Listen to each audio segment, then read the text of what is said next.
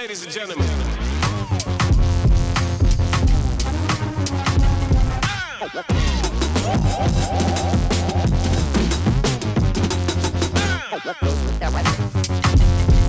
What's up, y'all? This is Princess Pearl, live and in stereo. If you know, you know. So, you guys, it's been almost a year since I've done Grindworks videos, and pretty much the Grindworks videos I've uploaded in the past are videos of me streaming the game on my Twitch channel, and then I just upload it to YouTube. But I decided that I want to do something different. Instead of just uploading those videos of me, basically, instead of me just streaming the game on Twitch and uploading it to YouTube and calling it a day, I wanted to get a little bit more creative and try something new. And I just checked right now. It has been a year since I uploaded my last Grindworks video. That was Barnacle Bessie. I finished Floor 2. But I really do want to finish the Grindworks series. I was able to finish it, thank goodness. I did take a step back from it a while back. Not just because of certain things, but, life happens. And, as a content creator myself and someone that likes to play simulator games, you just have so much on your plate in the moment. And then there are some games you play once or twice or 3 times and you just never come back to it, Grindworks was one of those games. I thoroughly enjoyed it very much. I like the idea of a single player Toontown game, Toontown roguelike game. But yeah, a lot of people can argue this game is easy, but for some of us with, some challenges, it can be a little difficult.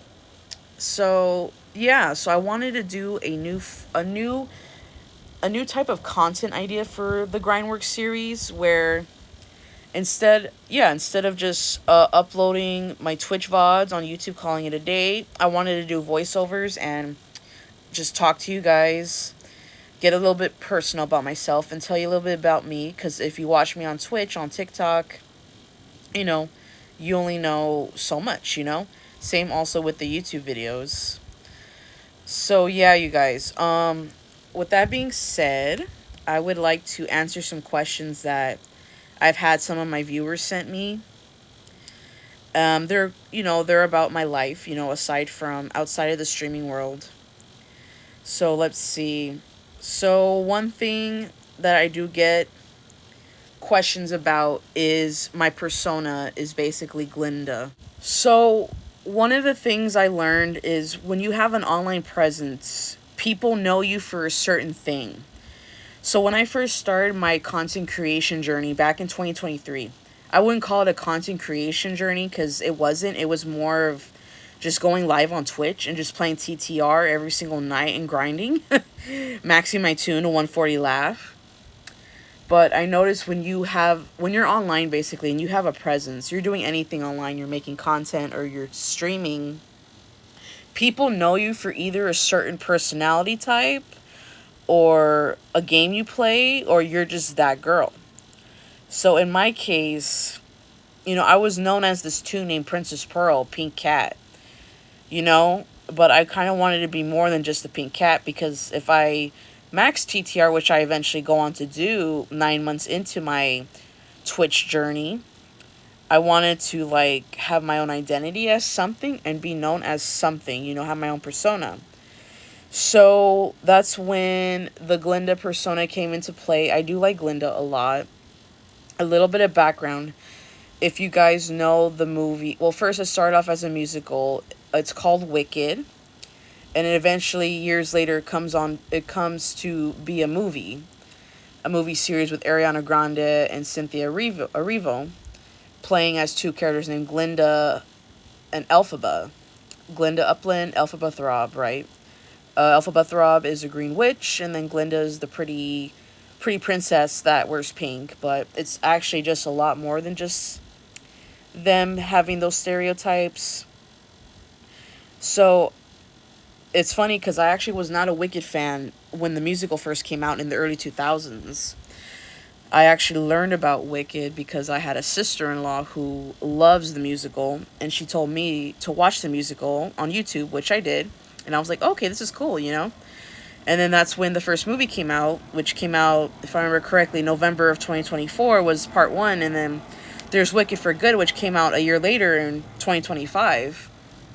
And it's sad to think that this upcoming November in 2026, we're not going to have a Wicked November. Mucho sad. But, anyways, so when I watched both movies, and I did watch the musical online on YouTube, I took a liking to Glinda, not because, I think she, has amazing costumes and she's very bubbly and quirky, but I always feel like she's the type of girl where she knows she's meant more. She knows deep down inside she's good for the world, but she doesn't know how to express it, and she feels like everyone needs to look at her in a good light, and in order for her to achieve her goals. And I kind of feel like we have that pressure sometimes by society that we have to be liked by everyone to get what we want in this life, and it's really not like that.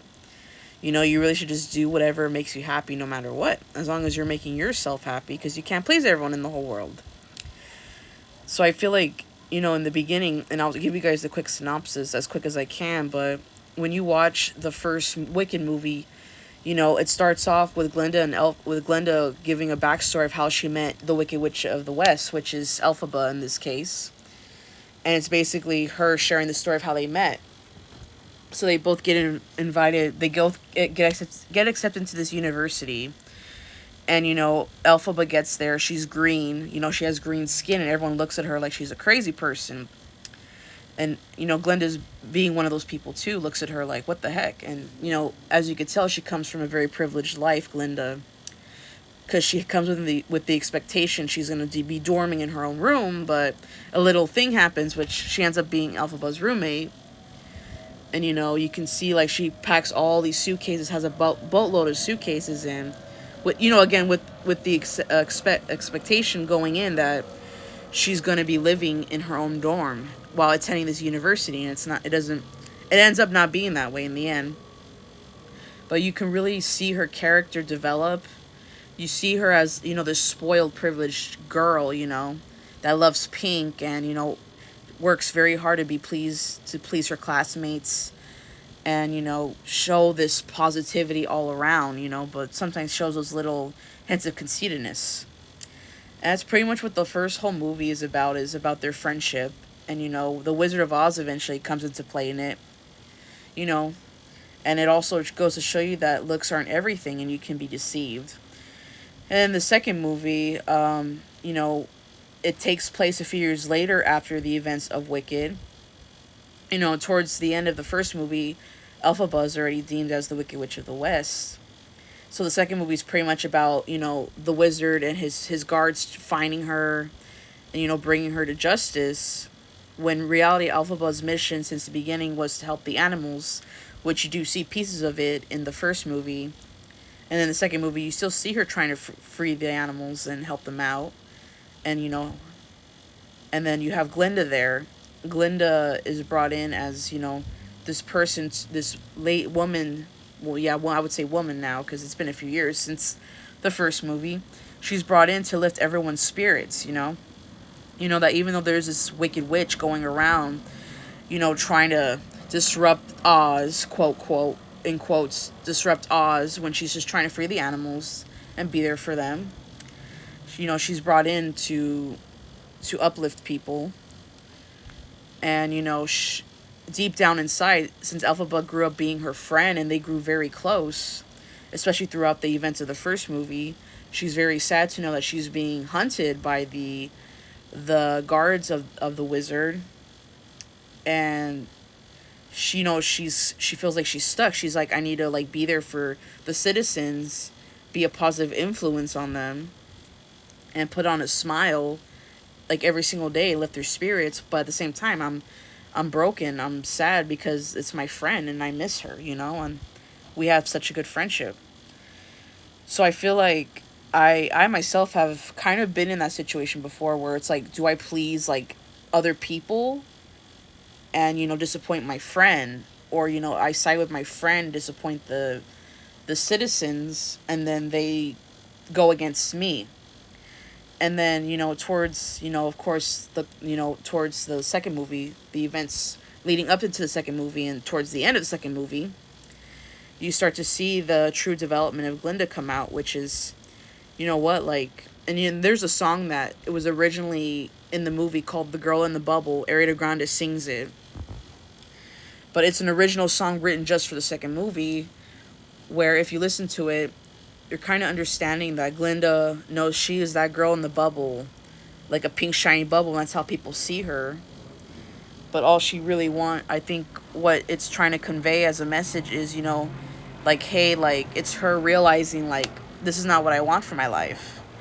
You know, I want to break free and just be genuinely good and not show off this fake life and this fake good. And, what I like about the second movie is they show a little backstory of Glinda's childhood. Basically, she has a birthday party. All her friends are invited, and she's given this wand and she tries to do magic with it, but the magic's not happening. And then, at the same time, the coincidental timing, there is a rainbow that comes out. And then they think, oh, she has magic after all. She puts on a show. She's always done that since she was a little child, putting on shows for people. You know, basically living a lie. Or, yeah, living a lie in front of them, saying that she has all these powers and she really doesn't. And again, you do see it in the first movie as well, that she never had powers since the beginning as well. So that's why she goes around in this pink bubble, because, and you mind you too, it's not a bubble that, she makes herself. It's basically a little, like, platform she stands on, pushes a button, and then the bubble is made, and she, steps in it, goes everywhere with it. But they think it's the wand that's making the bubble happen when it really is not the case. So I feel like, in a way, I relate to Glinda in the sense that I've spent my childhood especially pleasing people, getting people to like me, even if it means I have to live a lie and disappoint some friends and lose friends, just to get what I want, and to just be in that position where I feel like I need to lift people's spirits. And also, I really do love her purple dress, or not her. In the Broadway musical, it's a blue dress that she wears, but in the film, they made it look like a purple dress, and I love the purple dress so much that I made, like, I chose to get the purple dress over the pink dress, even though she's more known for the pink dress. But yeah, so I kind of, I found a character that I relate to, and I made that my persona. And I just, even though I can't do a Glinda cosplay every day, I really wish I could for stream. The dress I have is very long, and it's uncomfortable to be in for hours at a time, especially if you're sitting, and it's very hot in California where I'm at. So I can't cosplay her every day, but people know me as the girl that loves Glinda. So, and against my community, the Pearlies is what I call them, the Pearlies. They know me as that girl that loves Glinda. Yeah. So, like I said, I do get that question a lot. Why Glinda? And that's my reason why. Another question I get asked a lot is, why did I choose human resources as my career? So, the way I would answer this question is, well, it started in high school. And of course, when you're in high school, you're exploring what you want to do after you graduate and for the rest of your life. Some people go off to be business owners. Some people just go off to work in fast food until they figure it out. And then there are people, or yeah, fast food or retail, or they just go to college and decide a major. So I had a few options. I wanted to be a veterinarian at first, but then I realized I don't want to do it because I do love animals, but, if I'm in a position where I have to, put them down or basically, do that to them or see them die, it would break my heart too much. I also considered being a nurse as well, but again, same situation except with people dying. And also, I'm not a fan of looking at blood. Not that I'm afraid of it or I have a phobia, but just looking at it, like, I don't like to look at it. Even when I get my own blood drawn for, like, my physicals, I don't look at the needle when I'm getting my blood drawn. So there's that. So I was looking at some office jobs that could become long term, only because, when I was in middle school, I helped my aunt run a business. Basically, I did all the paperwork and did phone calls, collected money, cash handling, and all that. So I wanted something along the lines of that, but long term. So there were two careers that I considered, which was healthcare administration, which is where you work solely in the healthcare, industry. And then there was human resources management, which I'm doing now. So my dad was like, hey, you know, we were looking at colleges, and I was, the university I attended, 4-year university, had both career options, and very different majors though. One, human resources management falls under the business major. Then there's healthcare administration, falls under College of Natural Sciences. So it would be very two different majors that I choose. But as I explored both options with my dad, I realized there was more opportunities for human resources than healthcare administration. So I said, I think I'll just do human resources management. I did do more research, and I see you work a lot with people. There is a very big controversy around human resource professionals like myself. You'll hear people say, "Oh, HR only protects the company; they don't care about you," and or they say like HR is not your friend, and it's like, well, who in corporate America is your friend? Is the finance department your friend? Is sales and marketing your friend? Accounting your friend? Like, and then that's another topic I could talk about in another video is, being friends, having friends in the corporate world. I can talk a lot to the corporate world and what I've seen and experienced as an HR professional, but, so why did I choose it? Well, again, in high school, I had this impression that you helped people be successful at their jobs. And I also had the same impression in college because, they always spoke very highly of HR and and I also heard it's easy, which is another lie they tell you. HR is not easy. And it is more than just pushing paperwork. You also have to be very strategic. You have to know the business you work in. You have to know what is the business's mission and vision. You have to know the strategic part. You have to know metrics, turnover rate, and time to hire, time to fill, sorry, but basically falls on the hiring side. And there's just a lot more behind the scenes that people don't think about. They just think HR is a profession where you fire people, which is not that at all. I can go on, again, another topic for another video, but I would say I chose HR because I generally want to be there for people and just be a resource, human resources, be more humanly in the human resource aspect and put the human back in human resources. But just really depending on the company you work at, every company is different, every culture is different, and it could be very hard for you to be humanly if the company you work for doesn't believe in that aspect, So I would say, yeah, I chose HR because I want to be there for people and, have some stability. So that is a question I get a lot about HR. I'm just looking here. What's the most challenging part? So yeah, people do ask me what is very challenging about HR. It's not only just, having this controversy against you that they're not your friend, but it's also the fact that you meet people at work. And this is where I can get into it about, having friends. When you have to really separate yourself when it comes down to it from being an HR person and being someone's friend. You have to be very careful because the person, that coworker that you're cool with, or, that friend you make in a different department, sadly, you could eventually be doing their onboarding paperwork or giving them the announcement that they've been laid off, that their position was eliminated, And sadly, in all my, I have about 7 years of HR experience under my belt, 7 to 8. And I've seen some things. I've met wonderful people, amazing people who are high performers or have very caring personalities, that they're the whole picture. And sadly, they're being fired, and or sometimes you think someone's cool, but then, later on you find out they committed sexual harassment, sadly. So the biggest challenge is really separating yourself, keep yourself as, being an HR person, and then being cool with people. You really have to know how to distinguish the two and keep it separate.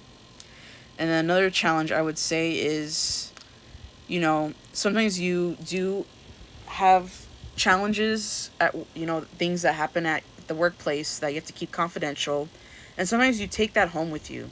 Like, I know there are some jobs where you can just leave work at work and then worry about it the next day and just go home and decompress from everything that happens in the workday. But when you're in a higher level HR position, one thing they don't tell you is that you still take that home with you. Like, so you go home knowing sometimes, like, that someone is being terminated tomorrow. You're gonna have to offboard that person.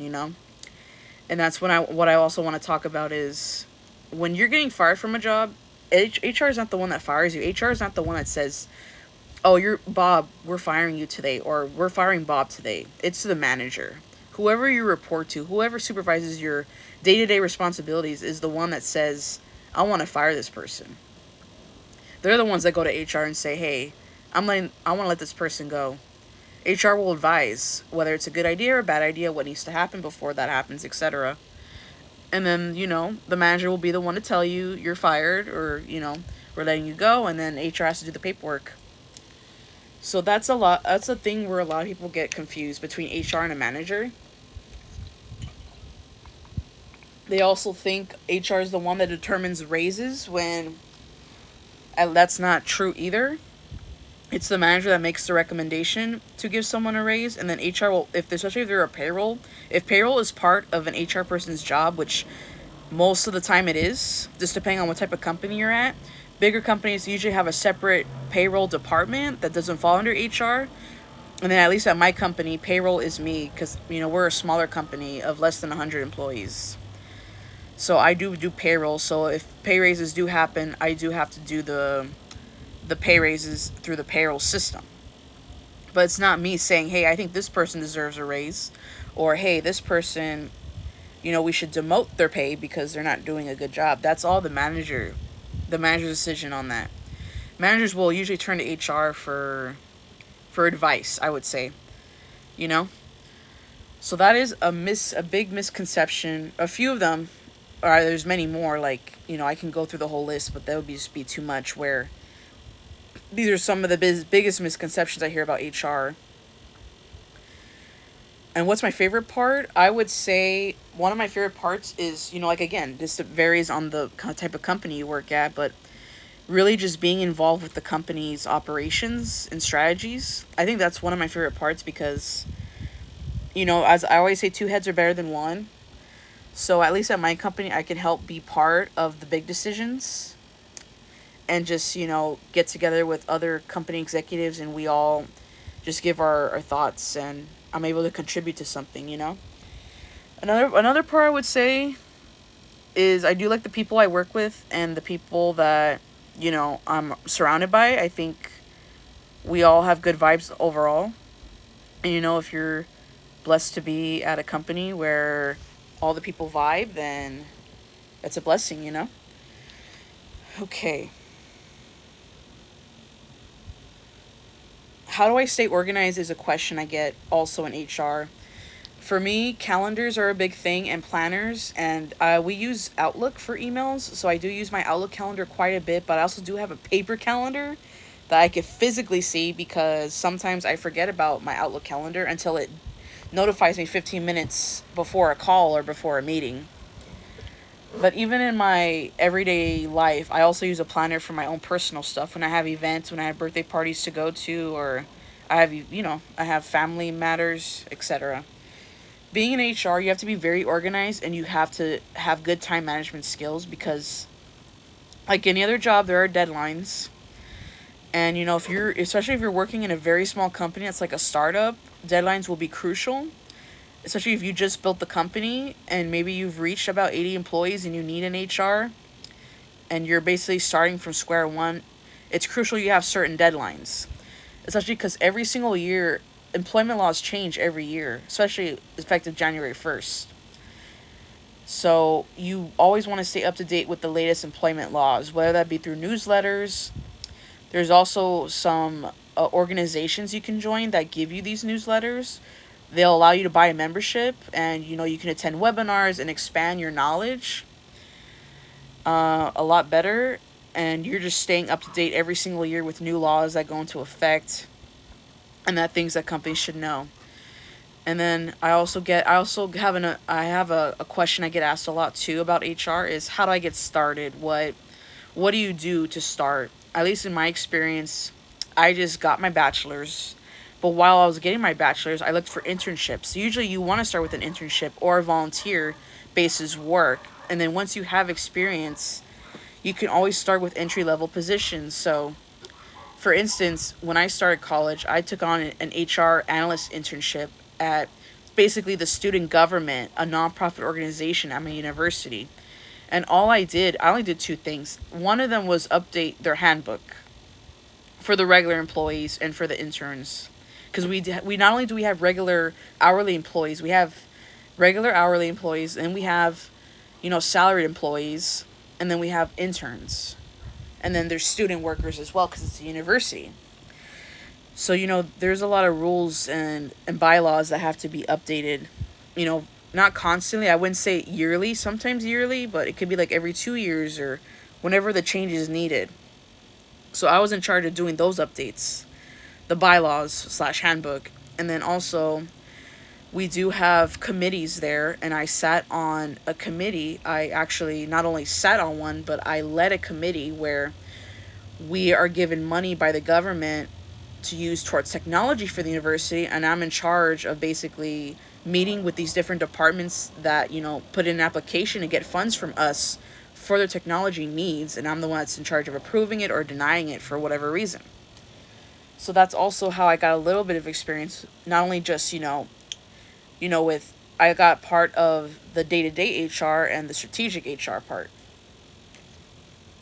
Later, with time, I worked my way up. Then I went into recruiting after the internship was over.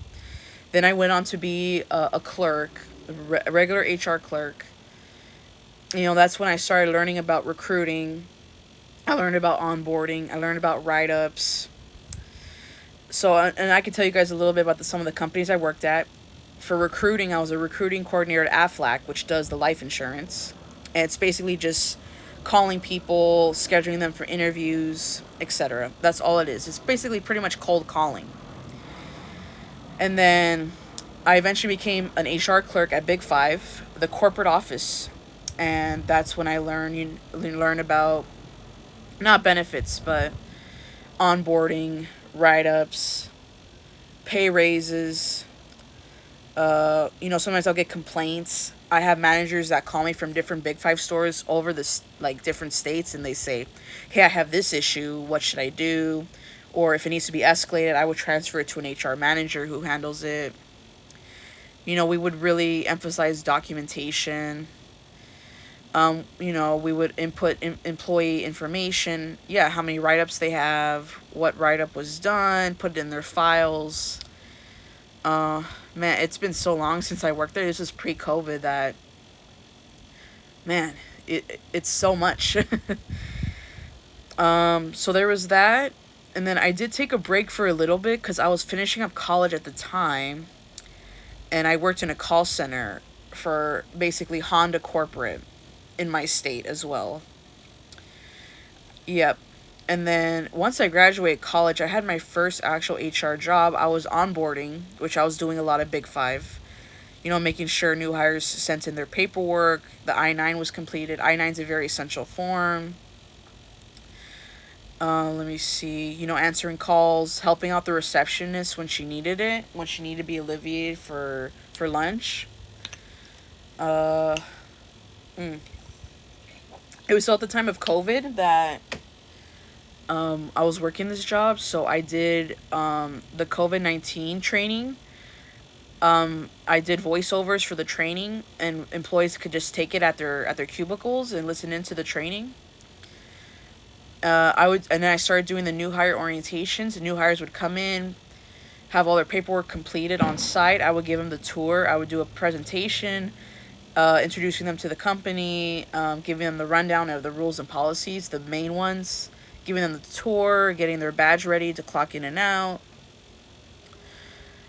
And then eventually I started doing benefits there too, getting these new hires enrolled in their benefits. And then also too, we had a lot of different, and also this company I worked at was a sushi franchise company. So they have Ralph's in public stores, Ralph's, Vaughn's, all over the states. We were a multi-state sushi franchise company. So the new hires that would work at these sushi bars in the grocery store, they were either chefs that we would hire or they were franchise owners. So I never worked with franchise owners, but I worked with the chefs that we would hire. Sometimes they change a lot. They go to different stores in different states. If that were to happen, not only would we have to change their pay rate, which I did, but we'd also have to change their store location, change their tax withholdings. And yeah, that's pretty much it too in a nutshell what I would do. Yeah, pretty much it in a nutshell. And then after that, I took another job at a precious metals company. I did not last long there. Sadly, the culture was toxic. I only lasted a couple months, and it was the same thing: onboarding, terminating employees, and then also I was doing benefits, enrolling new hires. Whenever there was open enrollment every year, I was in charge of, anyone that wanted to make changes, that they were getting the email notifications to make their changes. And again, it's very similar to the past positions I've had. The only thing that was different is I would also do some office admin stuff. So one of the things I would do is make sure the break room was always stocked with coffee, like coffee packets, Splenda, and all that. And then if there was like issues with, like, let's say there was a leak in the roof, I had to call the maintenance department of our building and have them come out and check it out, like things like that. Uh yeah, again, I can't really speak on exactly what companies I work at, but yeah, this one was sadly toxic because it was, and the HR there, it was just me and the head of global HR, and she was the manager I reported to, and I was the only one on the team. And one of the red flags she gave me that clearly she was going to be toxic was I was listening to music with one earbud in, and she saw it and she was like, I don't allow anyone on my team to listen to music. But the way she said her team, and she means, and I'm the only one there, like, you don't have a team, it's just me, you know?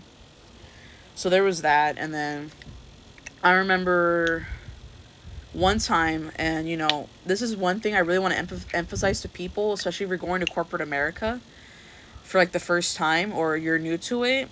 It's to be very careful, with certain managers. Some of them will not like it. Like some of them may see you as a threat. So for example, I was, like I mentioned earlier, I was in charge of the maintenance in terms of if there's a leak, I gotta call the maintenance company.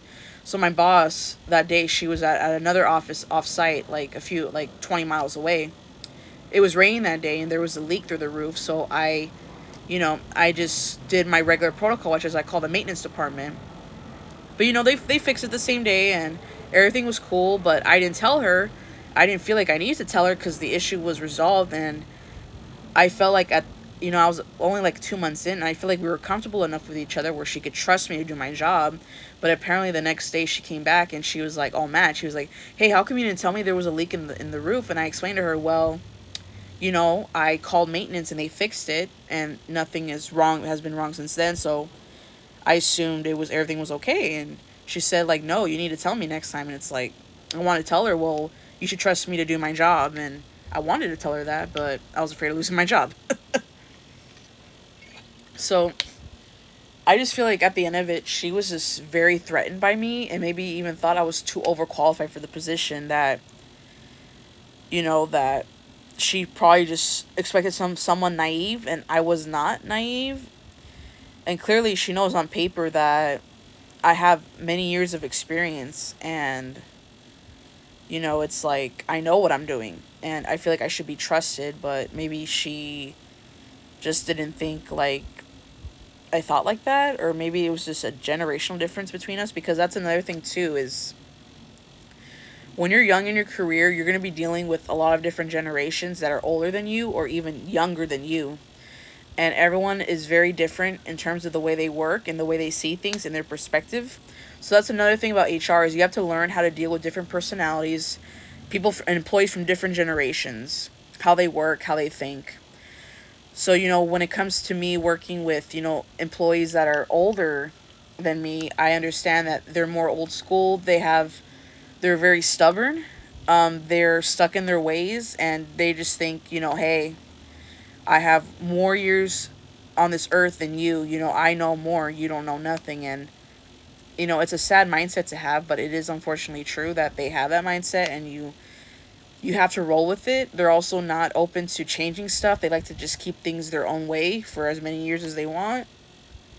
They don't like to change things. Whereas on my end, with my generation and probably those younger than me, we like change. We like to be innovative. We like to be quick. We like to implement solutions that make our jobs easier, make them quicker. And some of our older generations are not like that. They said sometimes they'll say, I've worked with the system for plus this amount of years and I don't plan on changing it. And that was my boss, sadly. She was that type. She didn't want to change anything and she felt like she always needed to have me on a leash and, just remind me of who's in charge here. So sadly, it's very hard for me to work with someone like that, someone that can't trust me to get my job done.